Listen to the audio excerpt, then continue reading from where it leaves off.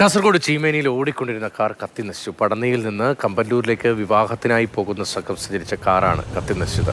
കാറിൽ നിന്ന് പുക ഉയരുന്നതിനെ തുടർന്ന് വാഹനത്തിലുണ്ടായിരുന്നവർ പുറത്തേക്ക് ഇറങ്ങുകയായി.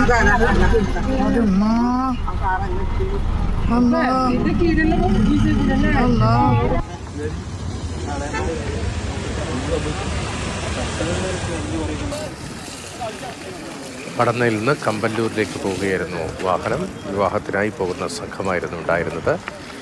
സാരംഗ് സുരേഷ് ഉണ്ട് വിവരങ്ങളുമായി. സാരംഗ്, കാർ പരിപൂർണമായി കത്തിയതായി ദൃശ്യങ്ങളിൽ കാണുന്നു. എങ്ങനെയാണ് എല്ലാവരും രക്ഷപ്പെട്ടത്? എത്ര പേരുണ്ടായിരുന്നു? നിറയെ ആളുണ്ടായിരുന്നു. എങ്ങനെയാണ് ഈ തീ ശ്രദ്ധയിൽപ്പെട്ടത് പെട്ടെന്ന്?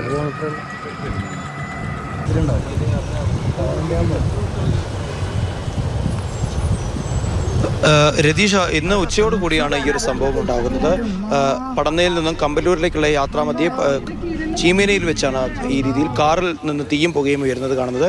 വാഹനത്തിൽ സഞ്ചരിച്ചിരുന്ന 5 പേരും ഉടനടി തന്നെ വാഹനത്തിൽ നിന്ന് ഇറങ്ങി പുറത്തേക്ക് ഓടുകയായിരുന്നു. അതുകൊണ്ട് തന്നെയാണ് അവർ അത്ഭുതകരമായി രക്ഷപ്പെട്ടതും. കാർ പൂർണ്ണമായി കത്തി നശിക്കുകയായിരുന്നു. നാട്ടുകാരും അതോടൊപ്പം തന്നെ ഈ കാറിൽ സഞ്ചരിച്ചിരുന്ന ആളടക്കം തീയണയ്ക്കാൻ ശ്രമിച്ചെങ്കിലും അങ്ങനെ ഒരു ശ്രമം നടന്നെങ്കിലും അത് വിഫലമായി പോവുകയായിരുന്നു. കാർ പൂർണ്ണമായും കത്തിനശിക്കുകയായിരുന്നു.